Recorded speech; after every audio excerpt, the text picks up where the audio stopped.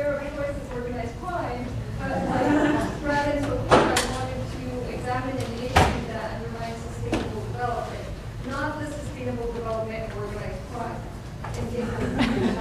So I'm going to examine transnational organized crime and crime against terrorism as actors in the international system, and that's why I put them up as unrecognized actors, because it is estimated that $500 billion to $1 trillion is laundered through the international system each year, which represents 1.5 to 5% of the global domestic product.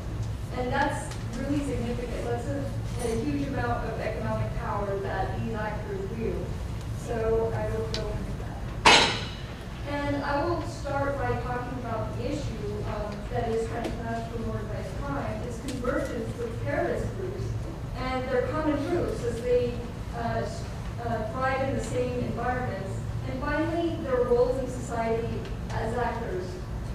And then I will go into the main actors of the framework previously described and what their roles and responsibilities are, and also the pillars of sustainable development, how these responsibilities play into that. And finally, I end with the challenge of demand, because this is an economic issue. So transnational organized crime, they were previously defined as smuggling, because up until the 20th century, the products and services that are illegal now weren't back then. So smuggling, the evasion of taxes by governments, was what organized crime was defined as. But when prohibitionist policies came along, led by the developed world, this defined what transnational organized crime was to this day.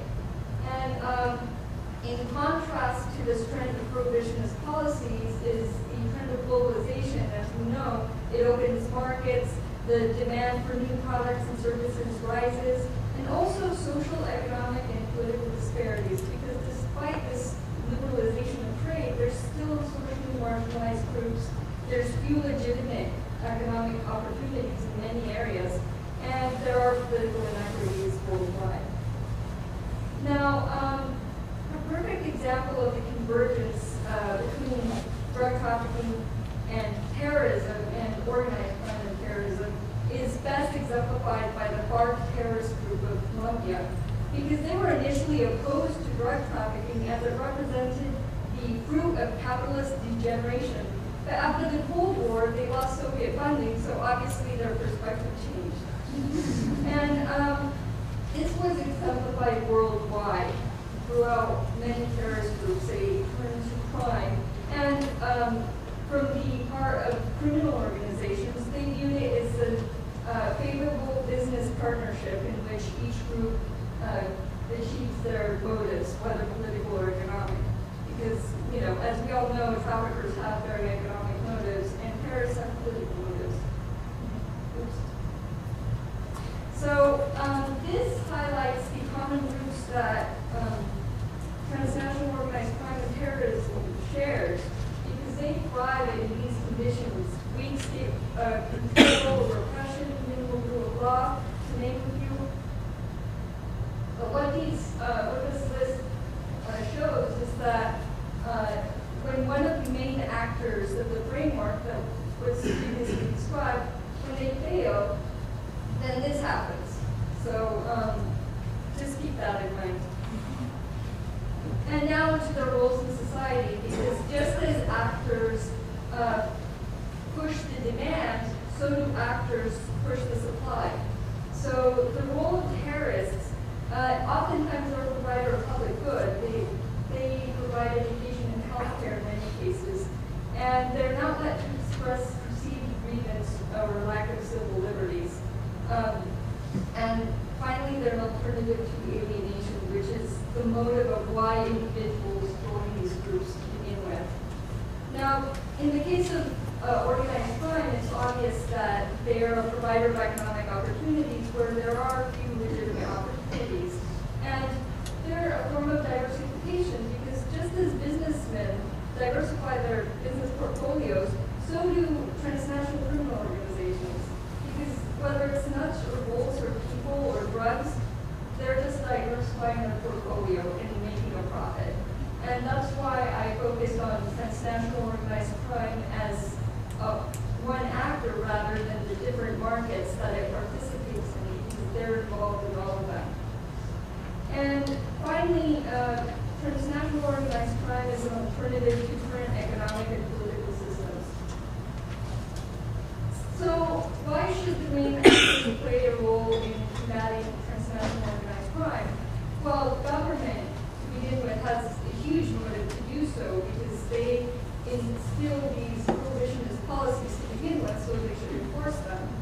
And transnational organized crime undermines several levels of society, such as sovereignty, democratic values, global regimes, codes of conduct. So government has a huge interest in combating organized crime, and they have an intrinsic role in doing so, obviously to enforce its own prohibitions and to abide by the international agreements it signs on to. And finally, government has a responsibility to civil society that is affected by crime. In terms of public health, in Southeast Asia, the Golden Triangle region, the spread of AIDS is a macabre revealer of new drug routes. So government obviously has an interest in the area of public health. Education is the obvious one because raising awareness of these illegal markets and why we shouldn't be involved in them is a pretty obvious statement. And security and human rights, which is best exemplified by human trafficking. We must protect these people, their victims.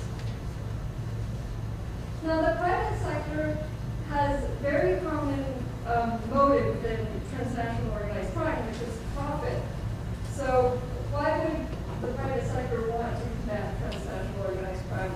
Well, as we can see here, organized crime is a threat to financial institutions through money laundering, because if the financial institution is caught not complying with the transparency laws, then they're going to be punished.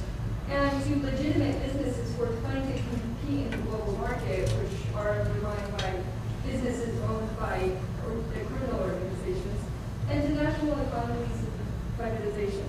So basically, the private sector has a responsibility to protect its own interests. And the best exemplification of this is the Business Software Alliance and the Motion Pictures Association. As we may or may not know, they took it upon themselves to crack down on counterfeiters of DVDs and software. And obviously, the private sector has a responsibility to follow laws. And a really bad example of this is the Bank of Credit and Commerce International, BCCI, which ran for 20 years knowingly covering up drug traffickers, bad dictators, crime lords, and they knowingly supported these actors in money laundering until they were finally closed down, which just goes to show that crime is not sustainable. So civil society, what role does civil society play in combating transnational organized crime? Since civil society is on the ground, and since civil society is basically a group of individuals, civil societies are most affected by crime, and since crime is a threat to individuals in society, so civil society has a responsibility to protect itself. And the best exemplification is the Italian village of Portugalete, which, when finding out that the mafia infiltrated their government, they organized themselves in civil society groups and volunteer organizations and demanded that the corrupt people step down. So that's a good example of how they've done that. And obviously, civil society has a responsibility of providing government capacity. Finally, one of the most important responsibilities is the responsibility to hold other actors accountable. An obvious example is the Transparency International, as we all know. And other examples are the Environmental Investigation Action, which cracked down on illegal loggers of exotic trees in Indonesia in 2003, and also the International Justice Commission, which cracked down on traffickers of children in Cambodia. And the Korean Women's Associations United, they've been the reason of the success of South Korea's anti-human trafficking policy because they pushed the government to legislate to place these laws against human trafficking.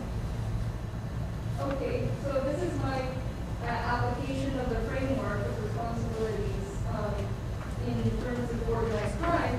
And you can see that in your handout, but what I wanted to point out is that even though the government has the bulk of responsibility, the other actors also have a huge role.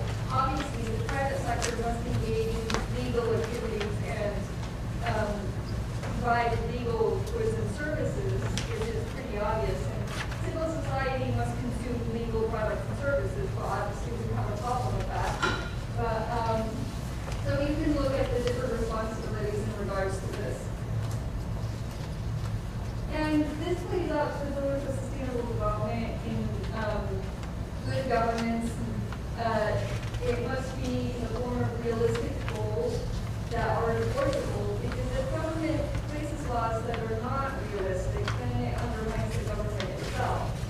And the enforcement of laws must be acted out transparently and efficiently at both national and local levels, because Cambodia, the government of Cambodia is committed to anti-human trafficking policies. However, the local police are trying to accept bribes from brothels that knowingly exploit children. So there must be a connect between both the local and national levels when applying the pillar of good governance. In terms of cultural sensitivity, the drug war in the U.S. is a good example of this because it disproportionately targets minorities, whereas the demand comes from the white majority. So there must be some consistency at this level. And abroad, the coca use in Amazonian tribes is part of their culture. They had that for thousands of years, and now it's part of their sustenance. And you can't just take away that sustenance from these people who have depended on this crop for so long. And finally, environmental sustainability, in which the U.S.-led drug crop eradication campaigns is a very good example because they eradicate the crops, but they also cause a lot of environmental damage. On a positive note, environmental NGOs, such as Environmental Investigation Action, which crack down on Indonesian loggers, they've done a lot of work in this field depending on their issue. So they have taken it upon themselves to combat organized crime in one way or another. Finally, we come to the question of demand. In one of my interviews with Giuseppe Frico, who is the co-founder of the Anti-Narcotics Unit of Interpol, and who's also in our audience, he gave me a really good quote, which was, "You can't kill an industry without replacing it with another," which basically highlights the fact that demand is an overwhelming force that maybe, even with the application of the framework, it might not be possible because demand is an overwhelming force. And making something illegal is not going to make it go away. So this highlights that there must be realistic and enforceable laws. And also, the burden shouldn't be placed on one actor alone because the government has taken the bulk of it, and obviously the government can't do it on its own effectively. So this also raises a question that the current laws should be re-examined to see, are they realistic? Are they enforceable? Are they really worth it? Obviously, some issues, such as human trafficking, they must remain illegal because it goes against human rights. But the Netherlands took it from another perspective because they legalized prostitution in hopes that that would have a good effect as part of their anti-human trafficking policies. And even though they've legislated it for a few years now, there's still human trafficking going on in the Netherlands. But I found this really good quote, which states that the legislation of an industry that had been illegal for so long is not just a matter of changing the penal code, it's a process. Lifting the ban on brothels was just the first step of the long and probably difficult road that lies ahead of us. And this could apply to other legal markets as well. Even if they're regulated and legislated, it's going to be a long process because they have been illegal for so long. And to conclude this, transnational organized crime and terrorism, as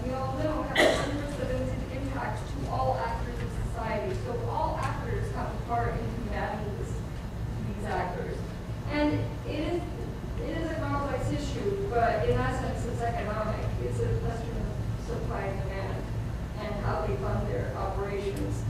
And finally, the actors of organized criminal organizations and terrorists, they succeed the most when one or more of the responsibilities of the main actors are not fulfilled properly. So that highlights the fact that they must all work together in combating this. And Sophia will end with the conclusion of the project as a whole.